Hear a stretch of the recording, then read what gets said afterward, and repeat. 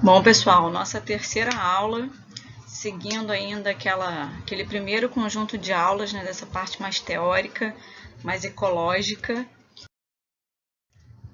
Hoje a gente vai falar de algumas coisas que a gente já vem até pontuando aí um tempo atrás.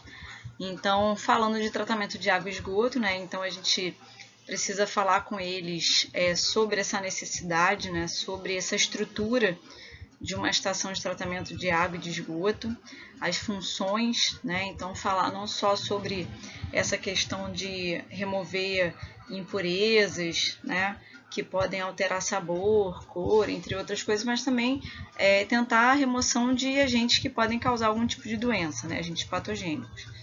Então essa imagem mostra bem, né? Mostrando aí inclusive a coleção hídrica, né? O sistema de captação e aí passando por várias etapas. A gente pode ou não usar essas nomenclaturas, né? De floculação, decantação e filtração. Alguma coisa eles entendem, né? Se a gente falar de filtragem, eles entendem, porque a gente pode falar sobre isso até no dia a dia deles, em relação a qualquer outra coisa que eles possam filtrar. Mas a gente pode, de uma certa maneira, explicar um pouquinho as outras etapas, né, sem precisar detalhar muito ou entrar, né, profundamente no assunto, e mostrar que existem vários produtos e várias etapas para esse processo de tratamento e que, de alguma maneira, depois de algum tempo, essa água volta para a gente, né, distribuída para a gente de uma maneira mais limpa e possível de ser consumida. O tratamento de esgoto, né, também tem uma correlação, né, então a gente fala aí sobre as funções também, sobre essa necessidade de retirar esses materiais sólidos que ali chegam, né, eliminar os micro-organismos, né, porque de qualquer maneira, a gente já falou, a gente já mostrou uma imagem disso na outra aula, né, então eles sabem que os resíduos voltam, né, para as coleções hídricas, então é importante que eles entendam a necessidade de que esses dois processos sejam muito bem feitos e exista uma responsabilidade de quem faz, né? Porque a coleção hídrica vai estar sempre sendo utilizada, né? De uma maneira ou de outra. E aí a gente pode falar um pouquinho dos aterros sanitários, né? Justamente porque fala muito sobre essa questão dos resíduos, né? Principalmente dos resíduos sólidos aí. E isso tem tudo a ver com impacto, com poluição, que a gente falou na aula anterior. Né? Então eu botei esse esqueminha aí de um aterro, só para eles terem uma noção, né? Porque eu vejo muitas vezes que as pessoas, em algumas situações, acham que o aterro é o próprio lixão, né? Que é um lugar de você jogar simplesmente o lixo, né? E eles não sabem exatamente o que significa um aterro sanitário, né? O que é aterrar realmente esse lixo. E aí ele mostra exatamente essas etapas, né? Então a gente pode mostrar isso selecionando, né, cada numeração dessa e mostrando inclusive para onde fica esse chorume, né, e que ele não tem um contato direto, né, com uma coleção hídrica com lençol freático. Então acho que é bem interessante para a gente mostrar para eles que existe uma solução, né? Nem todos os lugares vão ter esse aterro sanitário, mas que existe uma solução possível, né, para isso, né? O reaproveitamento do chorume, o reaproveitamento até dos gases para efeito de produção de energia. Então, uma série de questões a gente pode usar e trabalhar nessa imagem. A gente vai falar dos 3 R's, que nesse caso a gente pode falar, né, da historinha, né, que ele surgiu lá em 92, numa convenção da Terra, e que surgiu assim essa possibilidade dessa fala, né, que são os 3 R's, de reduzir, reutilizar e reciclar.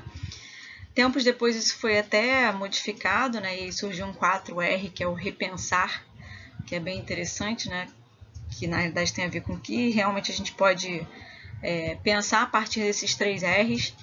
Então, e aí mostrar essa separação do lixo, né, dessa maneira, mostrando essa divisão da coleta seletiva.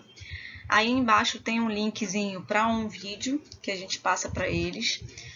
O link está aí, é o link real mesmo, então eu sugiro que vocês, inclusive, assistam. Vocês podem, inclusive, até ter alguma sugestão, né, caso vocês já tenham visto ou tenham institucionalmente aí com vocês algum vídeo que seja interessante em relação a isso. Essa coisa do vídeo é difícil, né? Às vezes a gente acha um vídeo super interessante, chega num determinado ponto, a pessoa fala uma bobagem absurda e a gente não pode usar esse vídeo, né? Então, é difícil muitas vezes achar um vídeo que a gente realmente goste. Em algumas situações a gente precisa produzir, né, alguns vídeos. Então, eu sugiro que vocês vejam o vídeo e se vocês tiverem alguma outra sugestão, não tem problema, tragam pra gente na aula. E aí a gente entra nessa parte de saúde humana, né, que é a parte de falar das doenças, né, de veiculação hídrica. Então a gente selecionou algumas, né, que muitas das vezes está correlacionada ali com o dia a dia deles. Então a esquistossomose é uma delas, né, não esquecendo que a gente está falando de agente patogênico, então a gente pode falar lá da coisa da contaminação, né, da água contaminada. A gente está aqui colocando o nome científico na regra científica normal, a gente vai ter uma aula sobre classificação biológica, né? A gente pode até falar que existe essa diferença, né? Não é uma coisa que a gente precisa se debruçar tanto assim, mas a gente pode citar, né, lugares que a gente tem que são áreas endêmicas para esquistossomose, inclusive aqui no Rio a gente tem área na região serrana, ó, Sumidouro, por exemplo, é uma área que tem casos de esquistossomose, então a gente pode falar mais ou menos aí do ciclo, né, dessa mudança de fase, né, do xistosoma e como é importante a coleção hídrica aí nesse sistema, já que ele faz parte do nosso dia a dia, que a gente não consegue muitas vezes deixar de ter contato com ele, mas como também é a nossa responsabilidade, né, do esgoto que a gente deixa chegar lá nessa coleção hídrica, né? Então, óbvio, a gente não tem uma estação de tratamento muitas vezes, então o esgoto, né, pessoal, né, das próprias casas cai diretamente nessas águas. Bom, a leptospirose, né, uma outra doença e que é muito comum a gente ver até nas cidades, né, com uma certa facilidade, né, por conta dos bueiros, né, que estão sempre entupidos por conta dos resíduos que é o lixo na maioria das vezes. Então a gente também fala um pouquinho aí das características dessa doença. Então é importante salientar aí, né, da importância da contaminação pela urina do rato e não pela mordida do rato, pelo contato do rato, né, e nem outras coisas relacionadas a esse animal. Então falar um pouquinho sobre esse problema da gente enfrentar as chuvas, enfrentar as enchentes, né, e que é um problema real aí que a gente vê nas cidades. A gente fala um pouquinho de diarreia, que pode estar associado a muitos parasitos diferentes, né? Então, muito difícil alguém não ter, né, já ouvido falar sobre isso, né? E que às vezes pode chegar a consequências até mais graves, né, mais sérias. Das hepatites também, que a gente pode falar sobre que existem essas diversas formas, né? Mas selecionar mais a hepatite, principalmente a hepatite A, né? Que é uma hepatite que a gente tem essa transmissão aí pelo contato com essa água contaminada. Então, acho que a gente pode até buscar relatos deles, né, se eles conhecem alguém que já tenha tido alguma dessas doenças, né, ou alguma outra que eles lembrem que possa ter alguma relação com a água. E aí a gente entra para falar um pouquinho da gestão das águas. Então, fala um pouquinho da lei das águas, né, que acho que é importante a gente falar, até por conta da gente ter essa percepção, né, de que isso é uma lei de 97, que ainda hoje a gente está engatinhando numa série de coisas, né? Então, a gente separou algumas coisas, né, algumas falas da lei, né, como água como um domínio público, então a nossa responsabilidade em relação a isso, né, água como um recurso natural limitado. Então, essas frases, né, são muito emblemáticas e abrem também muitas possibilidades de discussão, né? O uso prioritário, né, para consumo, né, é nosso, para abastecimento dos animais. Então, como isso a gente pode ter problemas quando a gente tem a escassez dela.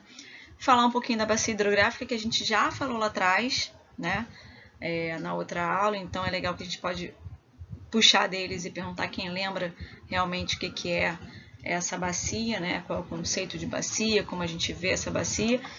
E falar um pouco como é importante essa gestão, né, dentro do nosso município, né, e esses dois últimos slides falam um pouco dessa questão mais criteriosa e mais teórica da gestão dos recursos hídricos, então é importante a gente mostrar isso para eles, né, como essa gestão tem que ser participativa, como eles têm uma participação que tem que ser efetiva, óbvio, justamente com a gente, né, com a participação do poder público, né, das empresas, das instituições, dos municípios, e que a gente possa discutir junto, que a gente possa conversar junto e pensar em possíveis soluções para esses problemas das águas que a gente tem. E aí a gente pode aproveitar e falar um pouquinho dos comitês. A gente tem aqui várias pessoas que estão que são dos comitês aqui, dos municípios que a gente tem aqui trabalhados. Então a gente pode aproveitar e falar um pouquinho do que é a função dos comitês e qual é a associação deles com outras instituições, né, quais são as normativas e o que ele faz exatamente e qual é a função e a colaboração que eles podem trazer e que a gente pode levar para eles também, para a gente trabalhar juntos, né?